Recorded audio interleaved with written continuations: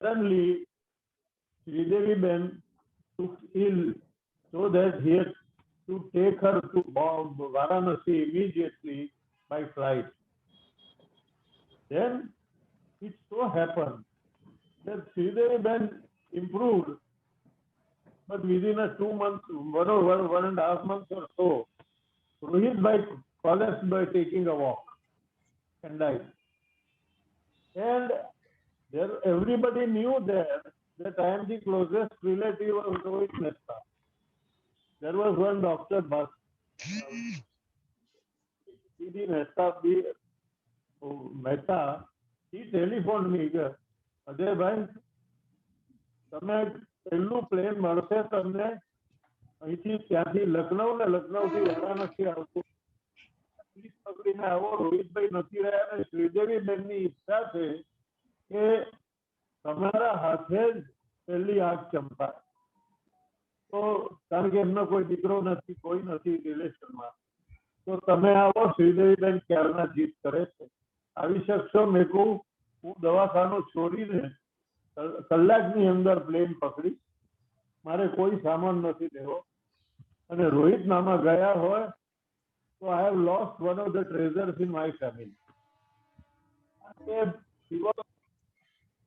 Whenever he used to become, he was feeling sick, come and stay in my house.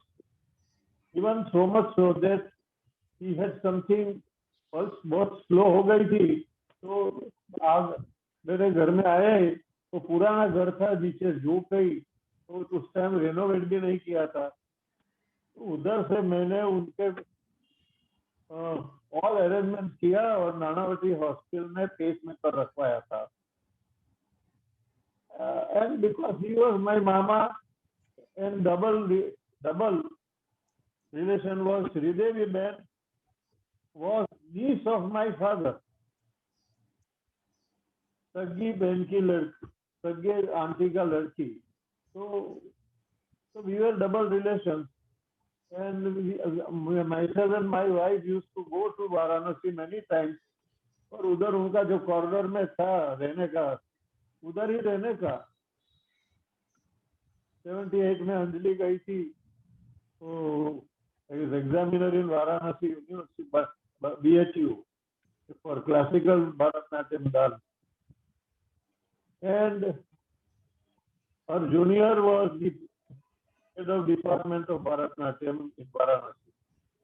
Anjali is junior. उधर पहचान तो हो गई. छोटे भाई बोले Chandru you are here? Yes, I have called you as examiner.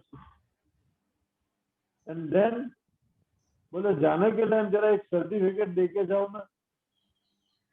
You know me, तो जरा मेरे को प्रमोशन मिले. Anjali wrote a very nice recommendation letter for him, and Anjali died within 6 months. अगस्त में गए थे हम बिस्मिल्लाह का नाइट अंगद गीत सुन के आए. अगले दिन बॉम्बे आए और बॉम्बे में मेरा अगस्त में बॉम्बे आए and February में she died.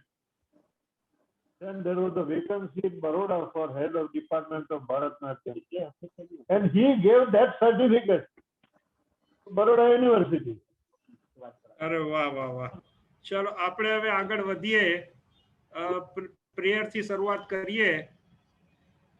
પછી આપણા તમારા એક્સપિરિયન્સો શેર કરશું. બધા મૃત્યુની પાનખરમાં વસંત અને એવા જ રિલેટેડ બીજા બધા જે બી પર્સનલ એક્સપિરિયન્સ હોય એ. So one by one line I will read and then all of you can follow the same universal prayer. Oh hidden life, vibrant in every atom. Oh hidden life, vibrant in every atom. Oh hidden light, shining in every creature. Oh hidden light, shining in every creature. Oh hidden love, embracing all in oneness. Oh hidden love, embracing all in oneness. May each who feels himself as one with the May May each who each feels himself himself as one as with one thee with thee, know he is also one with every other. know he is is also one also with one with every every other. other. Shanti, Shanti, Shanti. અરે professor Usha ચતુર્વેદીએ લખેલી છે એ પુસ્તકનું આપણે વાંચન કરીએ અને એ પુસ્તક આપણે એકબીજાને શેર કરશું.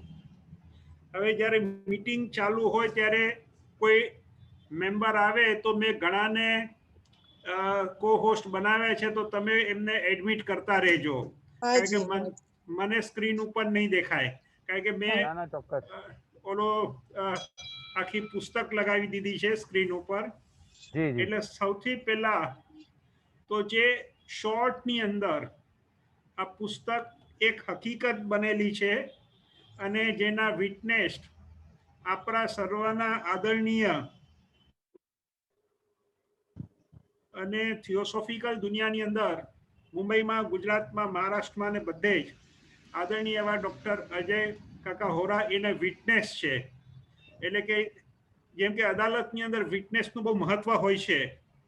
ઘણી વખત આપણે ચોપડીઓ થિયોસોફીમાં વાંચતા આવીએ છીએ તો એનું એવિડન્સ નથી આપી શકતા. અહીંયા આપણને એક એવિડન્સ મળે છે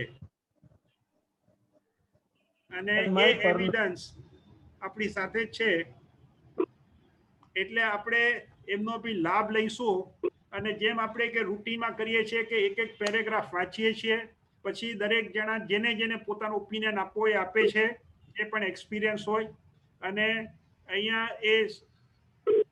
જે બાળકીનું દેહાંત થઈ ગયું હતું કે જે એ છોડીને જઈ હતી આ દુનિયામાં, એનું નામ સ્તુતિ તરીકે લખાયેલું છે. અને આત્મ સ્વરૂપે સ્તુતિ એ આપણે સૌથી પહેલા શરૂઆત કરીએ. આપણા ક્યાંય જન્મના પુણ્ય પ્રતાપે દેહ વિલય પછી પણ એકબીજાને જાણી શક્યા છીએ. ના પપ્પા આ એની મધરને મેસેજ આપ્યો એને, ઉષા ચતુર્વેદીને અને એના ફાધર અરુણને, આપણા કયા જન્મના પુણ્ય પ્રતાપે દેહ વિલય પછી પણ એકબીજાને મળ્યા કર્યા છીએ. This soul after the death, after the death of Stuti, this was told. અને એ કહેવામાં આવ્યું હતું, ના પપ્પા, મને છૂટા પડ્યાનું દુઃખ નથી લાગતું. ઘણીવાર આપણે છૂટા પડ્યા છીએ અને મળ્યા છીએ. એટલે ઘણી વખત આપણે છૂટા પડ્યા છીએ અને પાછા મળ્યા છીએ. મૃત્યુનું દુઃખ શેનું? મૃત્યુ લોકની ઉપર આવો તો અનેક દિવ્યતા મળે. મૃત્યુ તો નવજીવનની શરૂઆત, પરિવર્તનનું પ્રથમ સોપાન. એટલે કે મૃત્યુ જે છે એ ક્યારેક ક્યારેક, હમણાં 2-3 દિવસ પહેલા મારે ભાવેશભાઈ સાથે પણ ડિસ્કસ થતું હતું કે ક્યારેક આપણને એક સપનું આવતું હોય છે અને એ સપનું ઉડી જાય એટલે આપણે જાગતા થઈ જઈએ છીએ. પણ માણસ સૂઈ જાય અને જે જુએ છે એ મૃત્યુ છે, અને એક ભયંકર સ્થિતિ હોય છે. અને એ સ્થિતિની અંદર એ ફક્ત કપડાં બદલે છે, જેમ આપણે કહીએ કે એક જગ્યાથી એનો આત્મા છૂટો થાય છે અને બીજી જગ્યાએ એ જોઈન થવાનો છે. આપણે થિયોસોફિકલ દુનિયામાં કહેવામાં આવ્યું છે એકમાંથી અનેક, અનેકમાંથી એક, ફરીથી એકમાંથી અનેક થઈએ છીએ, અને એમ આપણો પ્રોગ્રેસ થતો આવે છે. એ આ આત્મ સ્વરૂપે સ્તુતિનું પોતાનું જણાવેલું ઓપિનિયન છે. હવે આગળ આપણે વાંચીએ રોહિતભાઈ મહેતાનું 2 લાઈનમાં જે પ્રસ્તાવના છે. આત્માની આ અનુભૂતિ સ્પષ્ટ અને પ્રમાણભૂત છે, આડકતરી નહીં, પણ સીધા સંપર્કમાં અનુભવની સત્યતા પર આધારિત છે. મારી ખાતરી છે કે પ્રિયજનના મૃત્યુથી ઘેરાયેલા છવાયેલા ગાઢ અંધકારમાં પ્રકાશના દર્શન કરવા માટે આ પુસ્તક મદદરૂપ થશે. એટલે કે જેને બી કોઈને પણ પોતાનું આત્મજન ગુમાવ્યું હશે અને જે એને અંધકાર થશે કે એને આગળ શું કરવું શું નહીં, એકલવાયું લાગશે, એને આ પુસ્તક ખૂબ જ એને મદદરૂપ થશે, હેલ્પફુલ થશે. હવે આના વિશે જેને જે પણ કહેવું હોય, પોતાના જે અનુભવો શેર કરવા એ કરી શકે છે.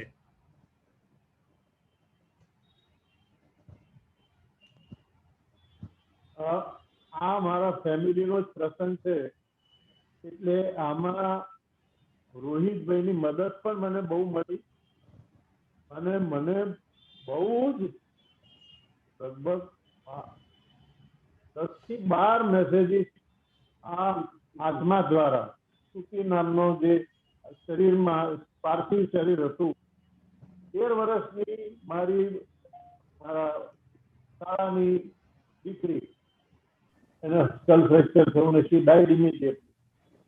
હવે એને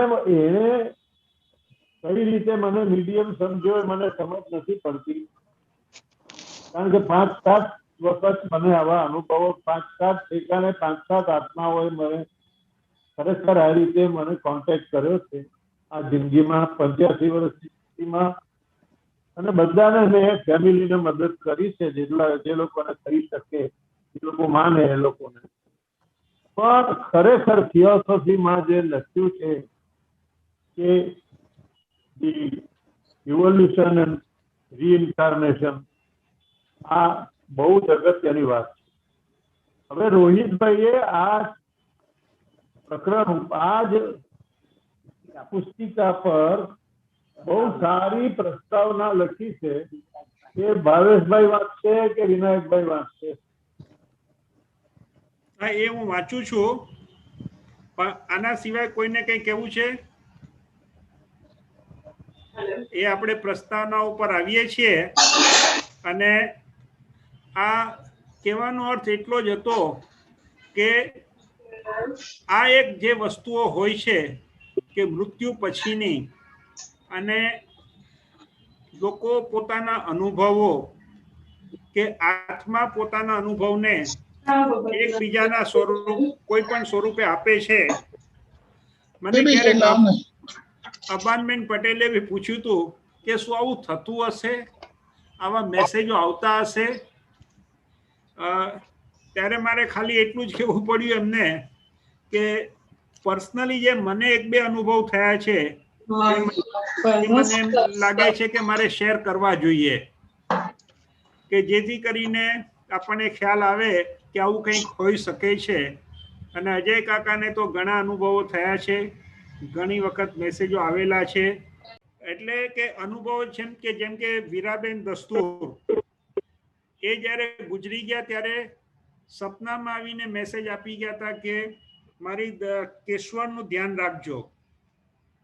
મને ખબર ન પડી કે આ શું છે, પણ જ્યારે સવારે જઈને મેં મારા કાકાને કીધું કે વીરાબેન આવો મેસેજ આપી ગયા, એટલે કે વીરાબેન ગઈકાલે રાતના ગુજરી ગયા. એટલે મે બી એ જ્યારે ગુજરી જતા હશે ત્યારે તને મેસેજ આપ્યો હશે અને તને ખ્યાલ નહીં આવ્યો હોય. એટલે આવી બધી વસ્તુઓ થયા કરતી હોય છે. અને એવા બીજા બી દાખલા છે કે અમારા ભાવેશભાઈના વાઈફ જ્યારે ગુજરી ગયા ત્યારે ભાવેશભાઈએ પછી બચુ કાકા સુતરિયાને ફોન કર્યો, એટલે બચુ કાકાએ તરત જ જવાબ આપ્યો કે ભાઈ તારી વાઈફ ગુજરી ગઈ ને આટલા વખત પહેલા. It means he got the message without telling him anything. એટલે અમુક લોકોને મેસેજ મળી જતા હોય છે, એ આપણી ઉપર દરેકને મળતા હોય છે, પણ એ આપણી પોતાની કેપેસિટી કેટલી છે કે આપણે એને ગ્રહણ કરી શકીએ અને આપણે યાદ રાખી શકીએ. બોલો. Message is not easy. Many times there are fake messages also. So it has to be genuine, and that would be very much better. Now, Vinayak, તમે આ પ્રસ્તાવના હા વાંચો. આપણે આમને મહેશભાઈ શાને કઈ કેવું છે? ચાલો, બહુ સરસ અજયભાઈ વોરા ને તમે બધા બહુ સરસ પ્રોગ્રામ કર્યો છે.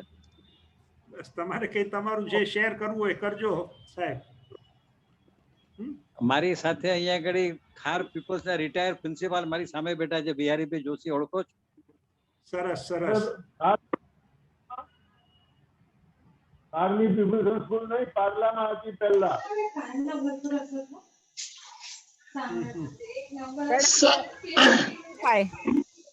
એમની નીચે બાળ મંદિર કર્યું છે. હું એમનો સ્ટુડન્ટ છું, મારા વંદન કહેજો એમને. હાજી. એ સૂટ પહેરીને આવતા અમારા ક્લાસમાં, હા, સૂટ ઉપર, અને મને પનિશમેન્ટ આપેલી 7 દિવસ એમની ઓફિસની બહાર ઉભો રાખેલો, તોફાન કરતો એટલે. ચલો, મારા વંદન કહેજો ખાલી. હવે આપણે આગળ વધીએ. મારા બે પરમ સ્નેહી મિત્રો શ્રીમતી ઉષા અને શ્રી અરુણ ચતુર્વેદીએ મને એમના સુંદર પુસ્તકની પ્રસ્તાવના લખવાનું કાર્ય સોંપ્યું છે. એ મેં સ્વીકાર્યું. એટલું જ નહીં, પણ આ અસામાન્ય અને ઉપયોગી પુસ્તકની પ્રસ્તાવના લખતા મને અત્યંત આનંદ થાય છે. મારા પત્ની શ્રીદેવી અને હું એક અત્યંત હૃદયદ્રાવક માર્મિક ઘટનાના સંદર્ભમાં ઉષા અને અરુણના સંપર્કમાં આવ્યા. તેમની નાની, તેજસ્વી અને લાડકવાઈ દીકરી સ્તુતિનું અકસ્માતમાં દુઃખદ અવસાન થયું હતું. એ પહાડ સમા દુઃખના આઘાતને સહન કરવો એ કઠિન હતું. એ દુઃખની ઘડીમાં મારું પુસ્તક મૃત્યુની સાથે સાથે એમને મદદરૂપ થયું, અને એમાં સૂચવેલા માર્ગના પ્રયોગથી અને એનાથી પણ વધુ અસરકારક એમના પોતાના હાર્દિક પ્રયત્નને પરિણામે મૃત્યુને પેલે પાર ગયેલી લાડકવાઈ પુત્રીના સંપર્કમાં આવવાનું એમને માટે શક્ય બન્યું.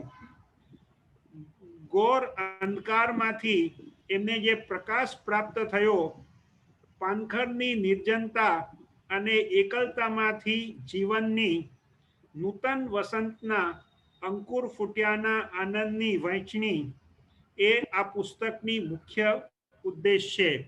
એટલે કે રોહિતભાઈ મહેતાએ જેમને પુસ્તક આપ્યું, નેચરલી જ્યારે 13 વર્ષની દીકરી ખૂબ જ હોશિયાર હોય અને ખૂબ જ લાડકવાઈ હોય, એન્થુસિયાસ્ટિક હોય, એ ગુજરી જાય એટલે એના મા બાપની ઉપર શું અસર થઈ હોય એ આપણે બધા જ સમજી શકીએ છીએ.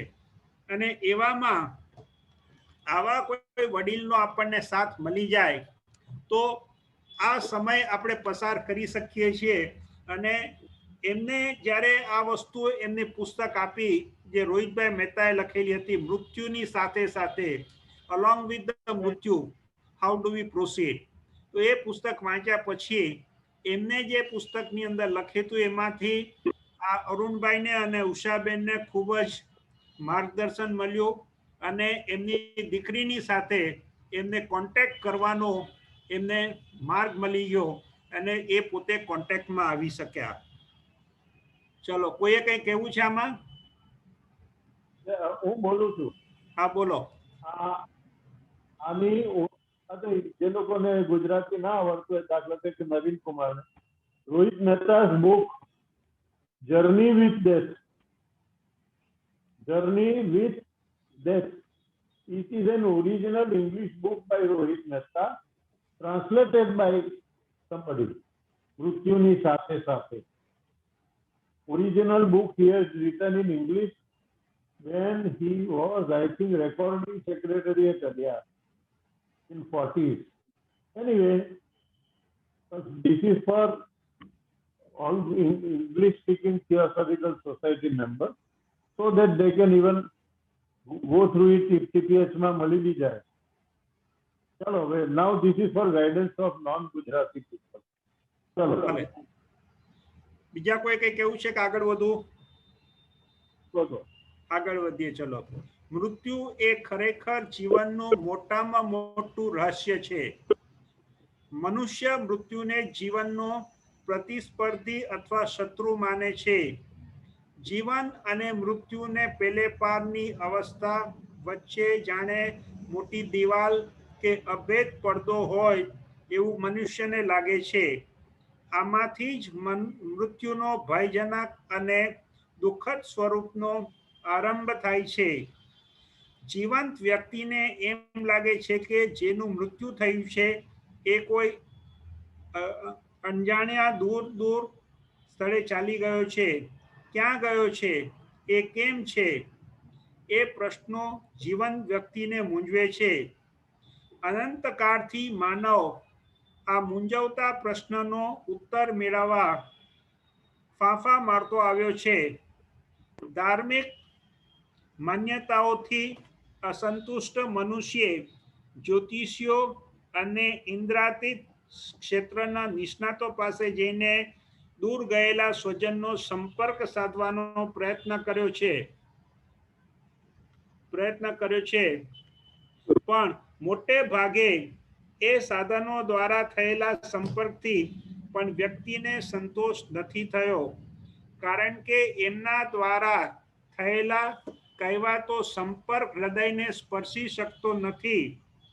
આ સંપર્ક આડકતરો હોવાને લીધે પ્રિયજન સાથે હૃદય સ્પર્શી સંબંધ નથી બંધાતો. આ સંપર્કમાં નિકટતાની હૂંફ નથી લાગતી. ઉપરાંત ઇન્દ્રિયાતીત શક્તિની ખીલવણી ઘણી કઠિન છે અને એનું પરિણામ મનુષ્યને સંપૂર્ણ રીતે સંતોષી શકતું નથી. પ્રશ્ન એ થાય છે કે શું ઇન્દ્રિયાતીત અનુભવો દ્વારા જ મૃત્યુની પેલે પાર ગયેલા પ્રિયજન સાથે સંપર્ક સાધી શકાય છે? ના, એ વાત સાચી નથી. અહીંયા આપણે થોડું પોઝ લઈએ કે લોકો ઘણી વખત ખોટા માણસોની સાથે ફરતા હોય છે કે ભાઈ મારા કોઈ ગુજરી ગયું એનું મને કંઈ કરાવી આપ, તંત્ર મંત્ર જ્યોતિષી. પણ એ બરોબર નથી હોતું. એની માટે આપણે પોતે જ પોતાની શક્તિઓને કેળવવી જોઈએ અને આપણે એટલા રિસેપ્ટિવ થવા જોઈએ. હવે આના પછીનો એક નાનો પેરેગ્રાફ પર આગળ વધીએ. આ પ્રશ્નનો ઉત્તર આ પુસ્તકના લેખકે સ્પષ્ટ રીતે અનુભવથી આપ્યો છે. આ બંને મિત્રો એમની પુત્રી સાથે માત્ર સંબંધ સ્થાપી શક્યા એટલું જ નહીં, પણ એમની દીકરીનો અવાજ સાંભળી શક્યા. નાનકડી સ્તુતિ જોડે મૃત્યુની પેલે પાર હતી છતાંય એની હાજરીની નિકટતાની હૂંફનો અનુભવ માતા પિતાને વારંવાર થયો.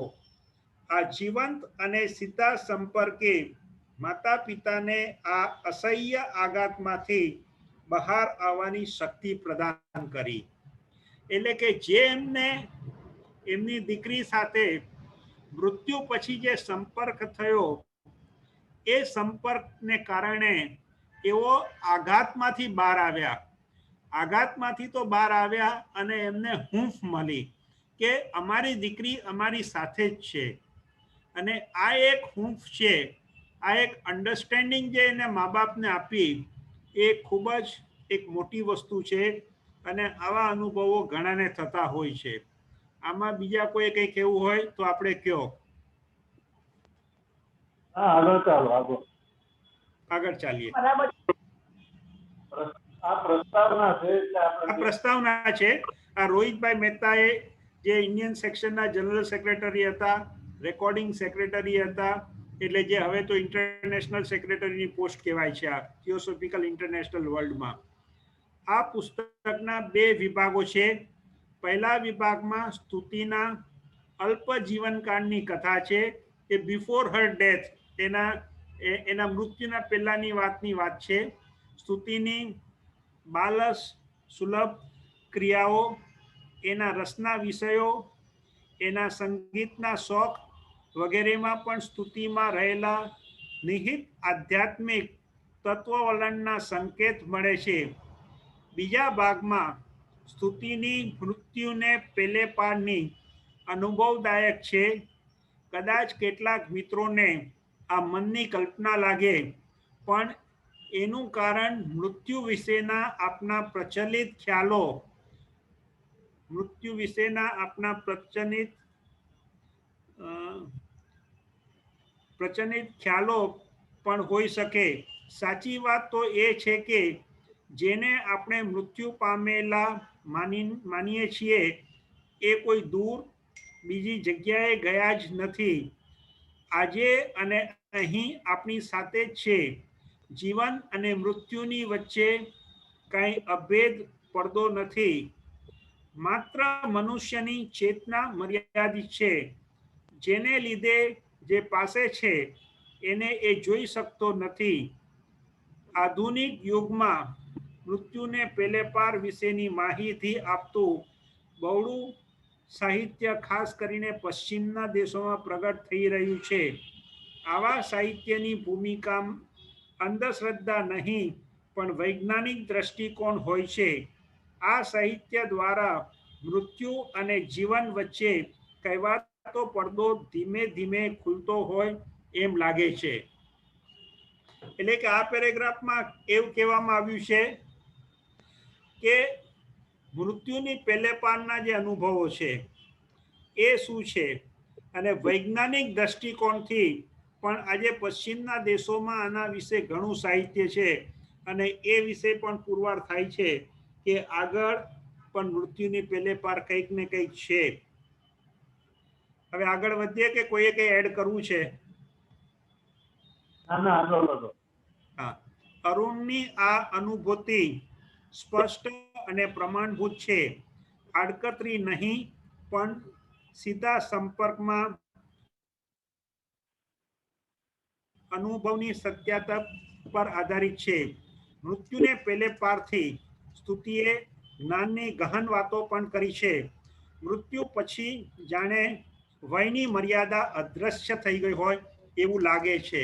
એટલે કે મૃત્યુ પછી જે પણ એમને સંપર્ક કરીને એમને જે એડવાઇસ આપી એનાથી એમને આખું એવું લાગ્યું મા બાપને કે આ કેટલી આગળ વધી ગઈ છે છોકરી, અને એની ઉંમરના પ્રમાણે ઘણી મેચ્યોર લાગી, અને મેચ્યોરિટીની દ્રષ્ટિએ એને બધા પોતાના અનુભવો અને જે કંઈ બી હોય એ કીધું. એ આપણે આગળ જતા તો આમાં જોઈશું જ.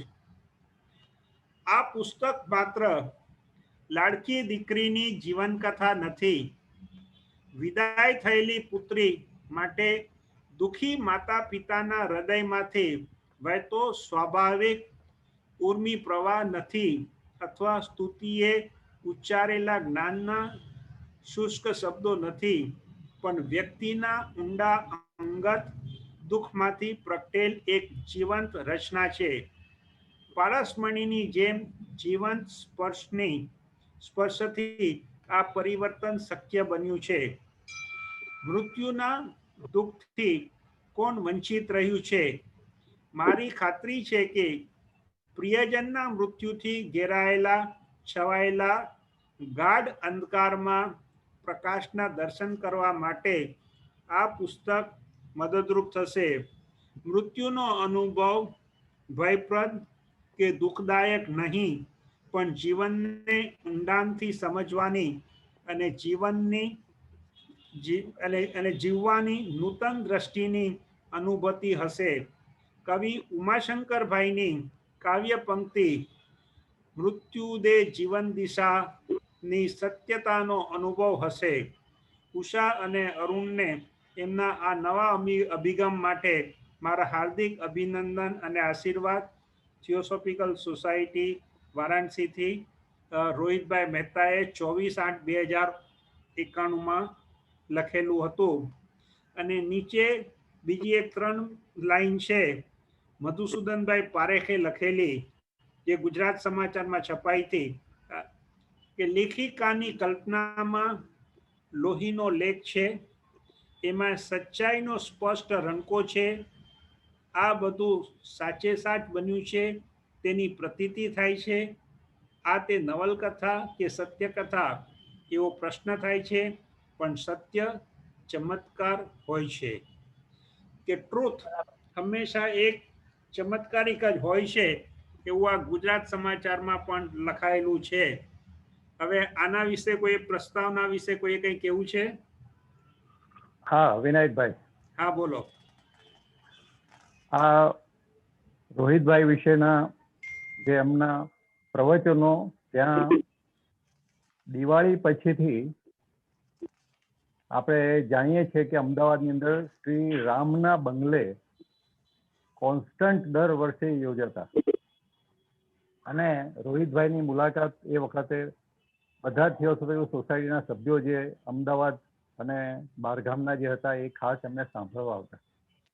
અને એ સંજોગોની અંદર આ અકસ્માત બન્યો, અને એ અકસ્માત થયા પછીથી દીકરી ક્યાં છે, ક્યાં હશે, મૃત્યુ આકસ્મિક જે આવ્યું છે એના માટે જેને વીતે એને ખબર પડે. એટલે અરુણભાઈની માનસિક સ્થિતિ, ઉષાબેનની માનસિક સ્થિતિ એ આપણે કલ્પી શકીએ છીએ, સમજી શકીએ છીએ. પછીથી રોહિતભાઈ સાથે એ બે એક વાર કદાચ અમદાવાદ આવવા જવાનું થયું, અને એ વખતે આ વાતો અમે સાંભળતા હતા કે આવું બન્યું છે. અને રોહિતભાઈને આ ખાસ આના માટે આગ્રહ કરવામાં આવ્યો છે કે આ દીકરી ક્યાં હશે, મૃત્યુ પછીની એની સ્થિતિ શું હશે. અને થિયોસોફિકલ સોસાયટીના જ્યારે વ્યવહારિક રીતે કોઈ આત્મવિદ્યાનો ઉપયોગ થયો હોય અને બહુ ઊંડાણથી એ તરફ એમણે ગતિ કરી હોય, સમજણમાં એ લાવ્યા હોય, તો રોહિતભાઈના જીવનમાં જે વસ્તુઓ બનતી હતી એની સાથે રોહિતભાઈએ આ એક એવી પ્રક્રિયાઓના ભાગ સ્વરૂપ, શરૂઆતમાં તો એને એમણે ટાળી દીધેલું કે આની કોઈ જરૂર નથી, પણ એ આગ્રહ, દુરાગ્રહ એમ આપણે કહી શકીએ, અને પછીથી એ સ્થિતિને જોવાની, જાણવાની એમણે કોશિશ કરેલી છે. એ ઇસોટરિક વેલ્યુ એની એટલી બધી છે કે આજે એ કલ્પનામાં ન આવે. અને એ જ્યારે આ પુસ્તક લખાવાના સંદર્ભે, રોહિતભાઈનું વારંવાર અમદાવાદમાં આવવાના સંદર્ભે જે મિત્રો એમને સાંભળવા આવતા હતા, મોટે ભાગે એ વખતે રામના બંગલે જ્યારે એ પ્રવચનો થતા ત્યારે મૂર્ધન્ય સાહિત્યકારો, એટલા બધા માણસો, ઓછામાં ઓછો એ જે આખું કમ્પાઉન્ડ જે બંગલાનું હતું એ ભરાઈ ગયા, ઓછામાં ઓછા 400, 500, 600 માણસો ત્યાં આવીને સાંભળે. અને એ અરવિંદ ઉપર એ વધારે એ વખતે બોલતા હતા, અને એનો લાભ અમે લોકો લેવા જતા હતા. યંગ એજ હતી મારી, મને ખબર છે, અને એ રીતે એ બધાની સાથે જવાનું, એમને એ રીતે સાંભળવાનું બહુ ગમતું. અને પછીથી આ એક એવી પ્રક્રિયામાં લોકોને એટલો બધો એમ કે ઇંતજારી થઈ કે આ શું બન્યું અને કેવી રીતે એમને આ વસ્તુઓને શોધવાનો પ્રયત્ન કર્યો. આ બધું એક સરસ વાત એવી રીતે બનેલી. અને આજે આટલા વર્ષો પછીથી જ્યારે આપણે એના એ અંગે જોઈએ છે ત્યારે આપણને આની ચર્ચા કરવી અથવા એના ચોક્કસ પ્રકારના પ્રમાણભૂત રીતે એક ઇસોટરિક વેલ્યુથી એના ઊંડાણમાં જવું એ આપણા માટે, થિયોસોફિકલ સોસાયટીના સભ્યો માટે આ એક મોટી વાત છે. અને ટાઇટલ પણ એ છે કે પાનખર, મૃત્યુની પાનખરમાં વસંત. એ વસંત શબ્દ જ બહુ અગત્યનો છે, અને એ આપણને કોઈ એવી વસ્તુ તરફ નથી લઈ જતું કે આપણે કદી બધી વસ્તુઓને જાણે સહેલાઈથી લઈ શકીએ. એ તો જેને વીતે છે એને એમાંથી બહાર આવવા માટે એને વસંતની ખબર પડવી જોઈએ, એ પણ એક પ્રક્રિયા છે. અરુણભાઈના ત્યાં કે ઉષાબેનને મળવાનું ઘણી વાર કહ્યું, ડોક્ટર અજયભાઈ પણ પછીથી તો ઘણી બધી વાર એ અંગેની કોઈ ચર્ચા નીકળે ત્યારે વાત પણ કરતા. પણ આ બધી વસ્તુઓ ખરેખર બહુ રસપ્રદ બનશે. નવા જે મિત્રો છે એને આ જાણવાની ઇંતજારી, ચર્ચામાં જોડાવાની ઇંતજારી. અને હું માનું છું કે ખૂબ જ દિલથી કેટલીક વસ્તુઓ જોડાયેલી છે, એટલે હું બહુ ચર્ચામાં ભાગ નહીં લઉં, પણ આ પ્રસ્તાવના સાથે હું મારી જાતને રીતે જોડું છું. અને આ વાતના વહેણમાં વધારે ને વધારે તો અજયભાઈને મારે સાંભળવા છે, મારા દિલમાં એ વાત રહેલી છે, એટલે એમને હું વધારે સાંભળીશ એવું મારા મનમાં છે. એટલે બહુ પછીથી બહુ ચર્ચાઓ નહીં કરીએ, છેલ્લે પુસ્તકના અંતે કદાચ એ આપણે ચર્ચા વધારે સારી કરી શકીશું. તો આ સાથે મારી વાત તમારા આભાર સાથે પૂરી કરું છું. થેન્ક યુ હર્ષવર્ધનભાઈ. હા બોલો. આ નું નિવેદન તમે જયારે ઓવરટેક કર્યું ને, ઉષાબેન, હા બોલો. નિવેદન વાંચો. એ પણ વાંચું. હા, નિવેદનમાં ઘણી વસ્તુઓ માઇન્યુટ રીતે અને બસ એમનું ચર્ચા નહીં કરતા, વાંચી જ જજો શું લખ્યું છે. ભલે વાંચી જ જઈશ, એમાં ડિસ્કશન નહીં કરીએ. શ્યોર. એમાં પોતે બહુ વધારે લખ્યા છે. ભલે ચાલો.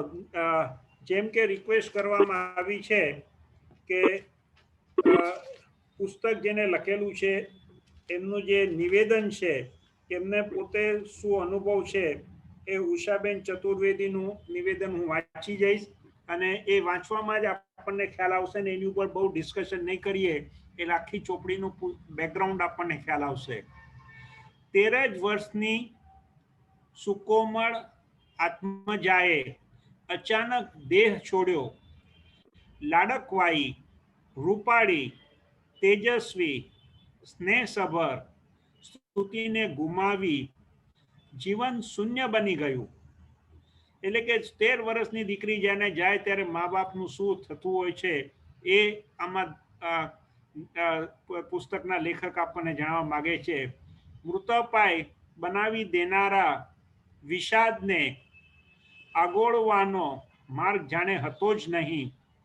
પરમ પ્રિય ઈશ્વર સાથેનો અપાર આક્રોશ તેમને માટેની નફરતમાં પરિણામ્યો.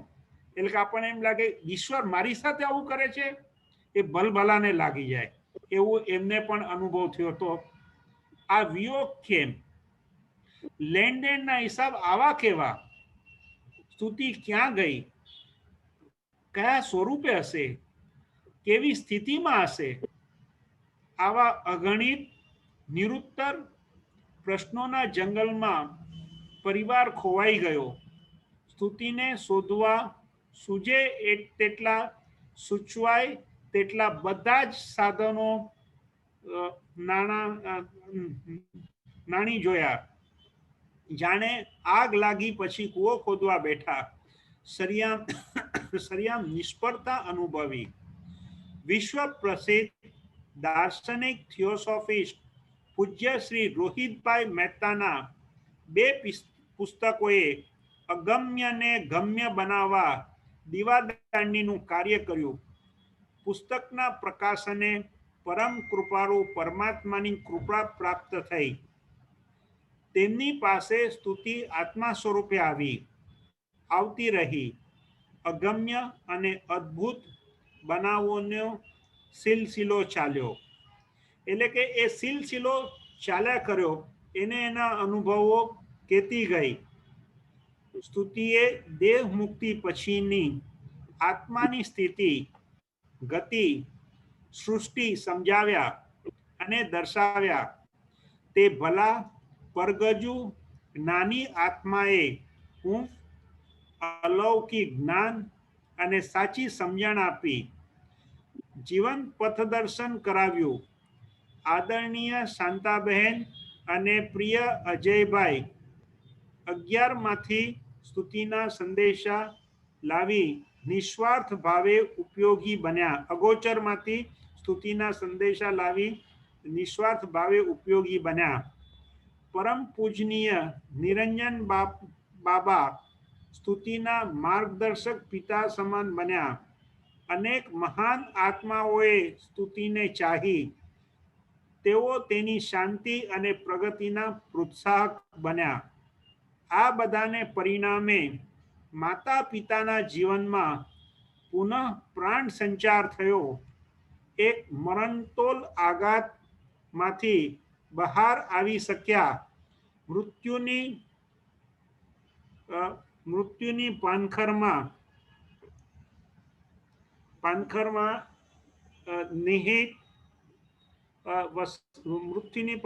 નિહિત વસંતને પામી શક્યા. અને આ શાન બહુજન સમાજ સુધી પહોંચાડવાનો વિચાર આવ્યો કે આ જે અનુભવો થયા, આ જે દીકરીએ કીધું, એમને થયું કે આપણે બધાને ખબર પડે એટલા માટે બધાને આપીએ ને આ પુસ્તક લખવાનો એમને વિચાર આવ્યો. અરુણના સાથ અને ઝીણવટ ભર્યા નિરીક્ષણ સાથે સૂર્યચંદ્ર જેટલી સત્ય આ અનુભવ કથા લખાઈ. સ્તુતિનું પાર્થિવ જીવન મમતામયી માતાના સ્મૃતિપટ ઉપર અકબંધ હોય જ તેમાંથી બાલ માનસનો પરિચય સાંપડ્યો. એક તેજસ્વી વ્યક્તિત્વનું બાલ સહજ ઉંમરે પણ સમજૂને છાજે તેવું વર્તન અસામાન્ય જણાયું. જરા પણ બદલાયા વગર તે પાર્થિવ જીવન પણ કાગળ ઉપર લઈ આવી અને પ્રસ્તુતિ મૃત્યુની પાનખરમાં વસંત બની સ્તુતિના આત્મા દ્વારા જ આકાર પામી. સ્વજનના મૃત્યુના આઘાતમાંથી ભાંગી પડેલાને આ શાન સાચું આશ્વાસન આપશે. એટલે કે આ કોઈના પણ પોતાના ઘરની અંદર કોઈ ગુજરી ગયું હશે તો એને ડેફિનેટલી આ ખૂબ જ હેલ્પફુલ થશે અને એ આશ્વાસન પણ આપશે અને પોતે એની અંદર પોતાનું જીવન આગળ વધારી શકશે એવું એમનું માનવું છે. તેમનું મૃત મનાયેલું સ્વજન તેમની પાસે છે તેવી શ્રદ્ધા જાગશે.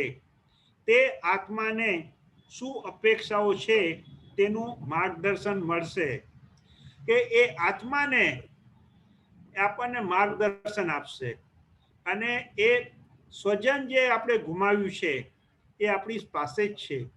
એ આપણે અનુભવ થવું જોઈએ. અહીંયા આગળ એક થોડુંક આગળ વધતા પહેલા એક હું તમને દાખલો શેર કરીશ જે મેં અનુભવ કરેલો છે અને હકીકત છે. આપણા થિયોસોફિકલ સોસાયટીના એક્સ પ્રેસિડેન્ટ શ્રીરામ એ જ્યારે ગુજરી ગયા હતા એ વખતે હું અડિયારમાં હાજર હતો. હું આ 1973ની વાત કરું છું.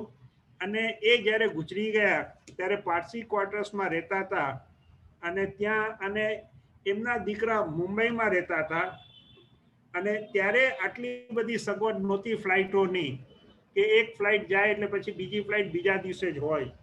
તો એ જ્યારે લગભગ સવારના પછીના સમયે ગુજરી ગયા અને સાંજે એમનું ડેડ બોડી એક રૂમમાં હોલની અંદર જ મૂકવામાં આવ્યું હતું.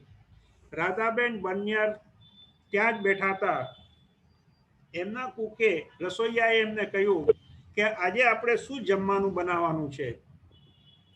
એટલે રાધાબેને કીધું મારા પિતાશ્રીને ગાજરનો હલવો પ્રિય હતો તો આજે આપણે ગાજરનો હલવો બનાવો અને એ જ આપણે ખાઈશું. અને જે રૂમમાં એમની ડેડ બોડી હતી એ જ રૂમની અંદર બેસીને એમને ભોજન લીધું હતું.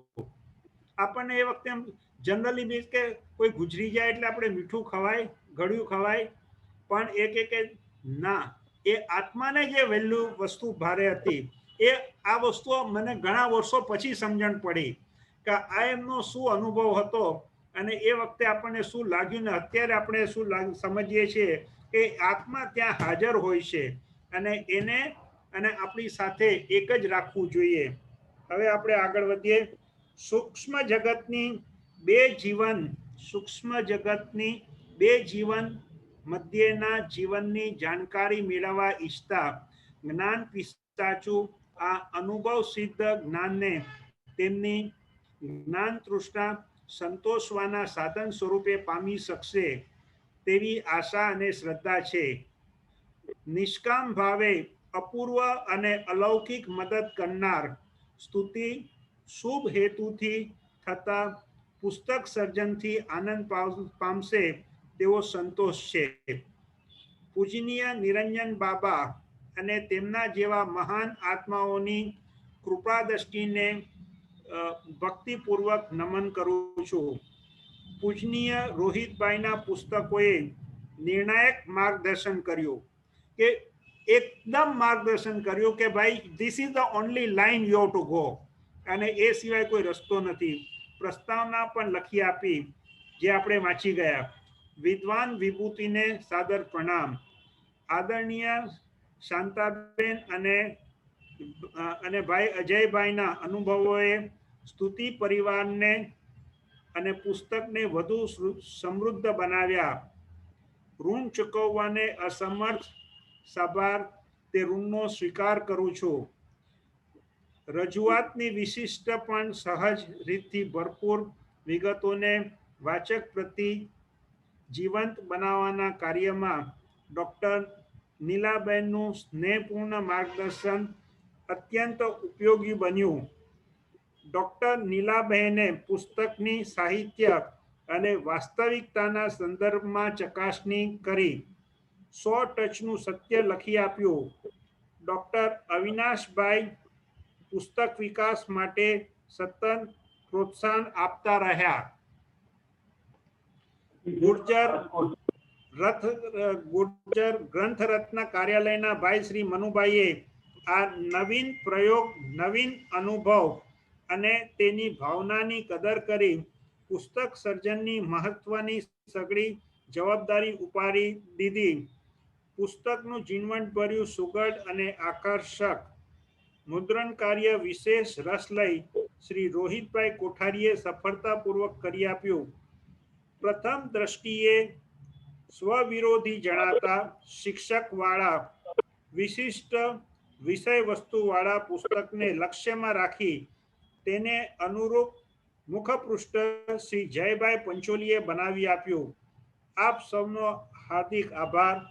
પ્રિય વાચકો, આ અનુભવની જ્ઞાન ગંગા તમારા તરફ વહેતી કરું છું. તમારો પ્રતિભાવ આવકાર્ય છે, પણ પુસ્તકનું તમને ઉપયોગ મૂલ્ય જણાશે તો કૃતજ્ઞતા અનુભવીશ. આવું ડૉક્ટર ઉષા ચતુર્વેદીએ નિવેદનમાં લખેલું હતું. આના વિશે કોઈએ કંઈ કહેવું છે કે આગળ વધીએ આપણે? આપણે હવે બીજી આવૃત્તિ માટે કઈ લખવાની વાંચવાની જરૂર નથી. એની જરૂર છે. ભલે. હવે આપણે ફર્સ્ટ ચેપ્ટર ઉપર જઈએ. આપણે ફર્સ્ટ ચેપ્ટર 16 ચેપ્ટર છે આ પુસ્તકની અંદર. એની અંદર સ્તુતિના મૃત્યુ થયેલા પહેલાની વાતો છે અને મૃત્યુ થયા પછીની વાતો છે. એટલે કે કોન્ટેક્સ્ટમાં બેસે એટલે આપણે આકાશમાંથી અવની ઉપર એ ફર્સ્ટ ચેપ્ટરથી આપણે શરૂઆત કરશું. બરોબર?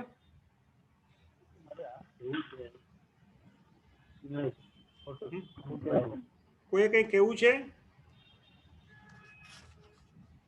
100 ટચનું સોનું ગયું આગળ. 100 ટચનું સોનું ગયું આગળ. એ પણ વાંચવું છે. બધી સત્તાઓના લીધે જરા પાછળથી બહુ ફરક પડી છે. ચલો ખેતા તે બી વાંચી લો. 100 ટચનું સોનું. જવા દો. આપણે ચેપ્ટર ઉપર જ જઈએ સીધા.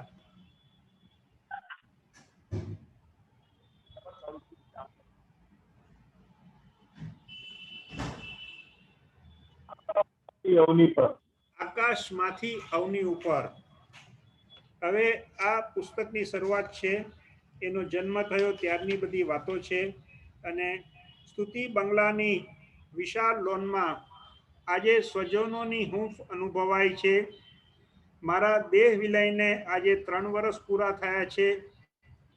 દર વર્ષની માફક આજે પણ મારા આત્માની પ્રગતિશીલ ગતિ માટે તથા સુખ શાંતિમય ઉન્નતિ માટે ભક્તિ સંગીત સંધ્યાનું આયોજન થયું છે. મને સ્નેહાંજલિ આપવા પૂજ્ય વડીલો, પ્રેમાળ કુટુંબીજનો તથા મારી પ્રિય સખીઓ સર્વનો સત્સંગ જામ્યો છે. એટલે કે એમના ગુજરી ગયા પછી એમના પેરેન્ટ્સ દર વર્ષે ભજનનું ને બધું કરતા હતા અને બધા ત્યાં ભેગા થતા હતા. એનો આ અનુભવ છે. મમ્મી પપ્પા અને ભાઈ સ્નેહલને આત્મવિશ્વાસ છે કે સ્તુતિ સૂક્ષ્મ દેહે જરૂર આવશે. એટલે કે દે વેર એક્સપેક્ટિંગ, કે એમને કોન્ફિડન્ટ હતો કે એ ડેફિનેટલી આવશે એની મમ્મી પપ્પા અને એના ભાઈને. લોનનો લીલોછમ પટ, રંગબેરંગી ફૂલોથી લચી પડતી વેલો અને માસૂમ છોડવા વાતાવરણમાં રમણીય હાસનો અનુભવ કરાવે છે. પ્રસંગના માંગલ્યને અનુરૂપ શણગારાયેલું સ્ટેજ, આસપાસના વાતાવરણમાં મોરની કલગીરીની જેમ સોહી રહ્યું છે. બગીચાને બારણે જ મારો મોટો ફોટો મૂક્યો છે. નેચરલી એનો ફોટો હોય જ એ દિવસે તો, જ્યારે એના માટે આ ભજન સંધ્યાનું આયોજન હોય અને એની પુણ્યતિથિ હોય. ગુલાબ મોગરાની મનગમતી મહેકના ફૂલહારથી તે જાજરમાન લાગે છે.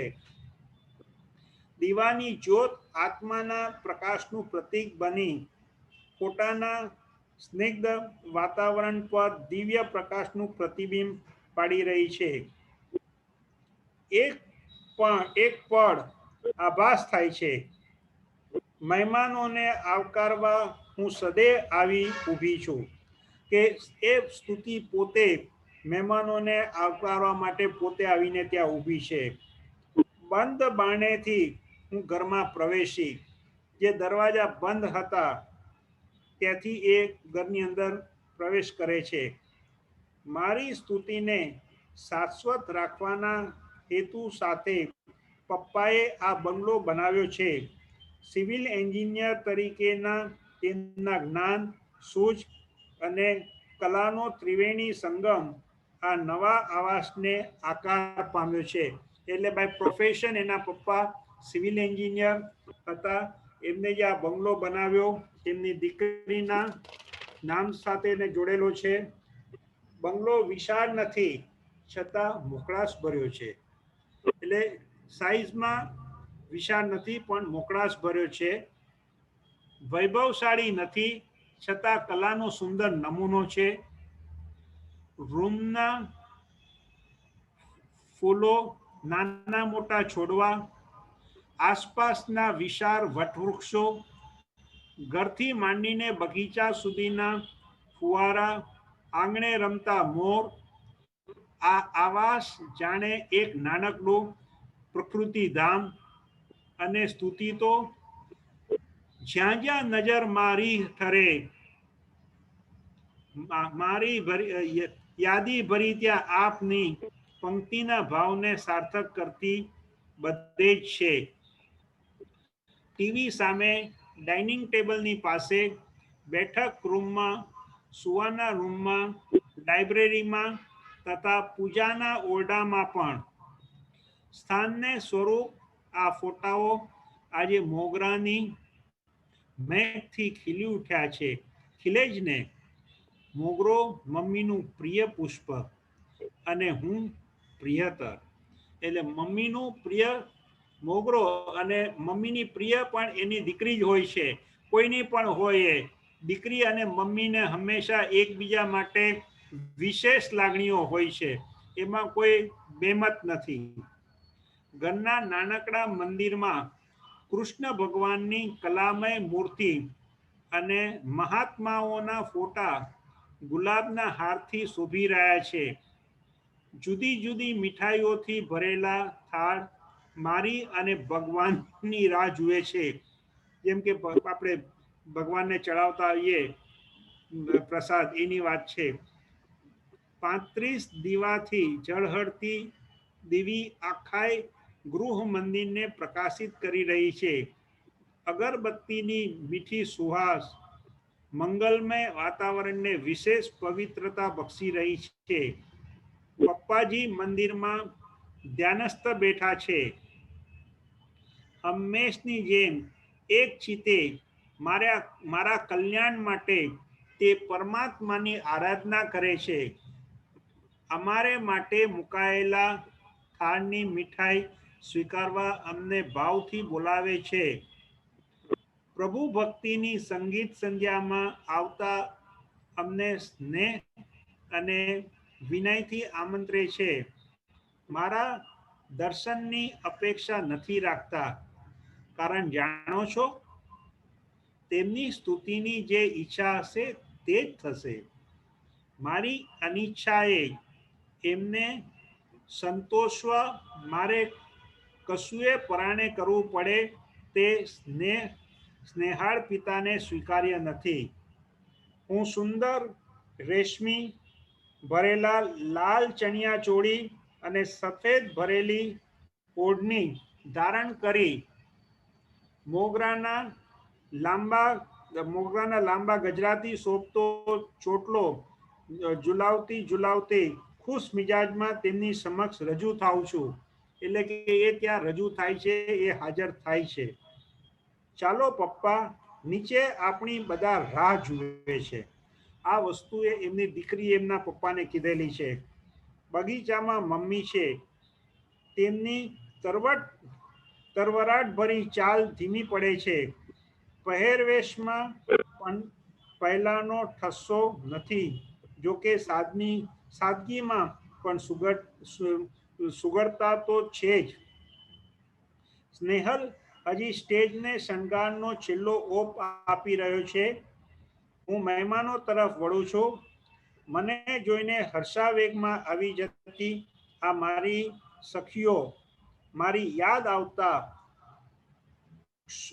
શુદ્ધ બની જતા ગુરુજનો તથા કુટુંબીઓ આજે મારી ગેરહાજરીથી ટેવાઈ ગયા છે. કુદરતની આ અદ્ભુત વ્યવસ્થાને મારા વંદન. ભક્તિ સંગીતના મીઠા ભાવભય સુરોમાં સર્વ તન્મય થતા જાય છે.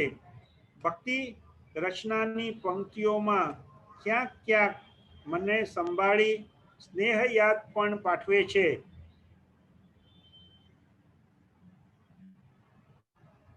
અને છેલ્લે સમાપન કરતા પપ્પા બોલે છે, જેમ આ ભૌતિક જગત છે તેમ પરમાત્માનું એક સૂક્ષ્મ જગત પણ છે. પરમાત્માના એ જગતમાં અમારા પરિવારનું રતન વસે છે. હે પ્રભુ, તેની વિકાસ યાત્રાને તારા આશીર્વાદથી નવાજજે. તારા સંસાર સિંધુમાં સમાયેલા અમારા બિંદુને તું જતનથી જાળવજે. પ્રભુની મહેરબાની અને પરિવારની સમજથી મને ખૂબ સંતોષ થાય છે. મમ્મી, પપ્પા અને સ્નેહલ મહેમાનોને સ્મૃતિ ભેટ આપી માનપૂર્વક વિદાય કરે છે. હવે ત્રણેયની નજર એકબીજાની નજરને ચૂકવી મારા ફોટા પર સ્થિર થાય છે. ત્રણેયના મનોજગતમાં હું છવાઈ ગઈ છું. મારી સામે પણ મારો જ ઇતિહાસ તાજો થાય છે.